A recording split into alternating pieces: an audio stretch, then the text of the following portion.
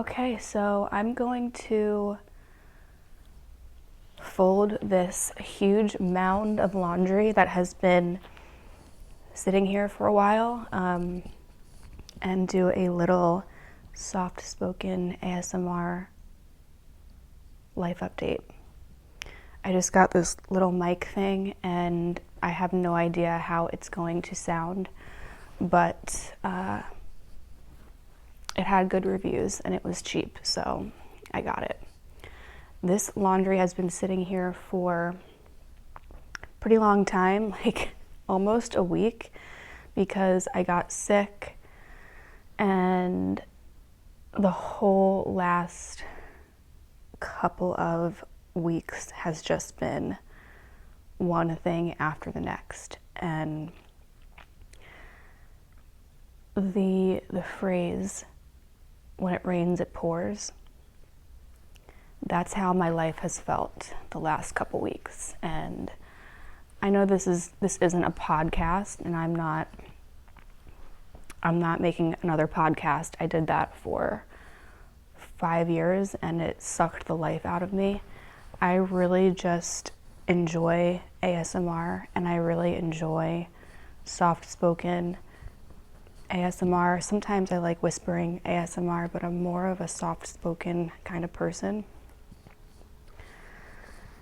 And that's my kind of favorite ASMR, is like just soft-spoken, talking about life, talking about life updates. So that's what I'm going to do. I truly do feel like that's how life works, is when it rains, it pours. Everything happens at once.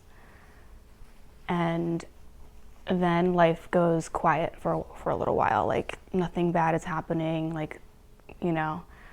And those quiet times of life is when you can do some healing and like recuperate and recover from whatever it is that you just went through. So I got sick last week, or a week and a half ago, I guess at this point. And then I noticed that in my apartment there was a leak happening from above in my shower. There was a leak coming through and what looked like mold. So once I saw that, I was like, oh my God, this is going to be a nightmare. I could already foresee the future, that it wasn't going to be a smooth, easy fix. And I was right, because this building that I live in, as much as I love living here, and it is considered a luxury building, it's expensive to live here. There's just been a lot of things that have gone on while I've lived here, and the last apartment that I lived in this building as well, I moved out of that apartment because there was so much construction happening across the street that it was affecting the quality of my life in a really, really negative way. It was messing with my sleep, my mental health, my physical health. I mean, there's only so much construction and like banging and drilling and all of that one can handle. And it was like over a year and a half that this went on every single morning, 6 o'clock in the morning, some mornings 8 o'clock in the morning. And I go to bed late, I sleep late, I guess, considering what society deems as normal. So I moved into my new apartment that I'm in right now, March 1st, and that experience of moving into my new apartment with nobody helping me at all spiraled me into burnout. And I'm recording this in September, and I feel like I still have not recovered from the burnout that like inflicted on my mental and physical health just from moving all by myself. So after I moved, and while moving, I actually got injured. I dislocated my rib from moving stuff, heavy stuff, maneuvering things, and that actually landed me in the ER because I was in so much pain in my chest and in my ribs that like I couldn't breathe, I couldn't move, like it was really scary. It turned out it was just a dislocated rib or a bruised rib and an overextended chest, but it was really scary. I thought that like I had broken something in my chest, and it was like now I understand. Now, like, it's just, you can't do everything by yourself. You can't lift everything by yourself. It's literally insane what I did. So, also in my last apartment, the one that I lived in the same building, the same exact thing happened. There was a leak coming from above in the bathroom, basically exactly a year ago. So this exact same scenario happened, and I had to stay in a hotel room that week last year. I paid for the hotel all by myself, and it was a nice hotel, so it was pretty expensive because I don't want to stay in a disgusting place for a week. So when this happened here, I was really, really upset, and I knew that it was not going to be an easy or quick process to fix. And I was right. And what happened was they needed to put like these like huge industrial size fans in my bathroom that took up more than half of my bathroom because my bathroom is very small. And I had to put my cat litter box out in the living room. It was just a mess, and I was also sick at the same time. And then I had like my management office telling me that they can only come in at, in the morning hours. And I was at the point where I was like, I had a fever every night. I was breaking sweats every night, and I was like, I had to sleep during the day to like get through this like flu that I had. But they continued to like need to come in during the morning or the early afternoon, and it was starting to really affect my sleep and my sanity, and I was like on the verge of a nervous breakdown. And I did have a nervous breakdown at some point through this that I probably won't go into right now, but so that I decided, I was like, okay, I'm gonna book a hotel. Around the corner there's a hotel, and I won't say which one it is right now because I'm really unhappy with what happened there, and I'm trying to get my money back because they did still charge me for nights that I didn't even stay there. I checked out after like being there for 2 hours and just like scoping out the place, and I was just like, this is not happening. Then my management office here at the building said that I could stay in one of the model units in this building, which is like furnished, and like to like sleep there and use the bathroom and the shower. And so that's what I did, and I was very grateful that that was offered to me. So that's what I did, and it was, even though it's like in the same building, it was kind of annoying because I still had to like lug stuff there and like bring my food there and like bring, just all of my things, like my toiletries and stuff. Like I wasn't gonna like run back and forth from apartment to apartment. Like I needed to have all my stuff there. So it was like pretty much like a week of maintenance, like coming in and out, and the fans were in here for 4 days, and those 4 days I was sick. The first 4 days I was sick with those fans in here, and that's pretty much what tipped me over the edge. So I stayed in the model apartment, which again, I said I was grateful for. And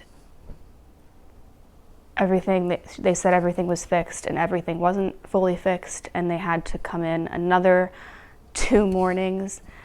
So that, that left me like staying in the model apartment again for a couple of nights, because my whole thing was I can't handle maintenance men coming in and out as they please when my apartment is a tiny studio.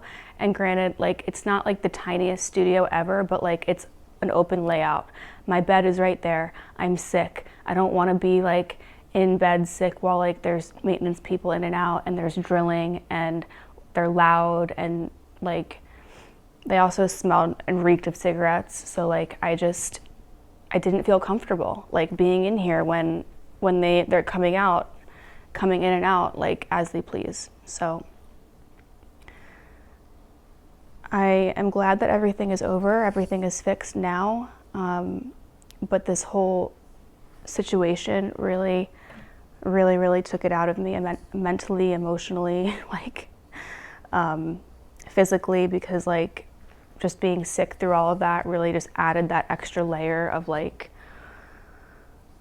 complete like just distraught and feeling completely alone. And being sick while you're alone is like crazy because you know you still have to clean, you still have to take care of your pet, you still have to do laundry, you still have to food prep and cook for yourself, and you know life doesn't stop when you get sick.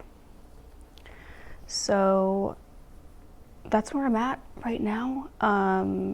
Last night was my first night back to teaching yoga because this whole situation with getting sick and then like maintenance, it caused me to need to like put my entire life on pause and like not go and teach yoga because like I had people in and out of here, and it was just too much stress to deal with. So last night I taught my restorative class and it was amazing. It was packed. It was a full room. And it was a very like emotional, cleansing kind of vibe. And I feel like everybody was in that kind of energy of just like really releasing things physically, emotionally. Like the energy in there was really good and really intense. Honestly, I think some people like cried at the end, and that's never my intention to make people cry. But I have cried at so many yoga classes in my life. Like I used to be the girl in the back, like bawling her eyes out, and just like that's where I would stay, like in the back, away from people, because it was such an emotional release for me when I first started doing yoga. And that's like kind of what hooked me to become a yoga teacher, is like, wow, there's something crazy happening here and I can't explain it, but I am addicted to this experience and to the release, the physical release, the mental release. Like it's just so invigorating. So I just wanted to like, you know, do that little update. And I also honored my my burnout and everything, and I changed my teaching schedule to 2 classes a week instead of 3, and I'm really happy with that because the one class that I decided to stop teaching, it was really just draining me, and I've been teaching for like 12 years, and I'm allowed to change my schedule, I'm allowed to be burned out, I'm allowed to be tired, I'm allowed to change my schedule and say I don't want to teach this class anymore. So that's what I did, and now I can focus more of my energy on restorative yoga, yin yoga, and my other vinyasa class. So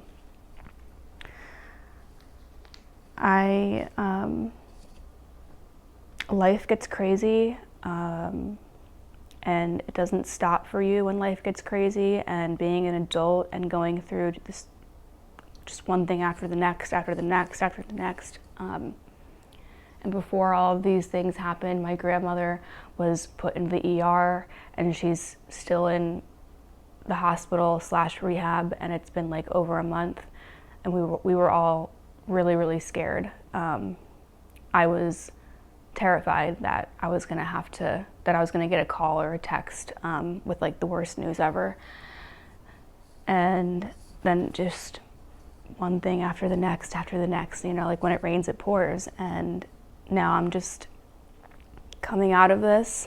I'm trying to slow down, I'm working out less, I'm doing less, I'm listening to a lot of ASMR, and just trying to reclaim my nervous system. Because if you guys, you know, if you're new to like me or anything, like if you're new to this channel, I don't really consider this to be like an ASMR channel. This is just like, I'm just like making videos that I enjoy, that I want to make, little life updates. Like this one was more of like kind of a vlog, I guess, like because I'm talking faster and it is soft spoken, but it's not like slow like ASMR is. I feel like that's just kind of the energy that I'm in right now, but I will make other ASMR videos that are softer and slower and calmer, and like, you know, this is just kind of like me chit-chatting with you and updating you with my life. And I want to be real. Like, I have no makeup on, I look like crazy right now. I just want to be real with people and make people understand that like your life is crazy and sometimes, you know, nobody's there to help you. Nobody's there to save you. Nobody's there physically.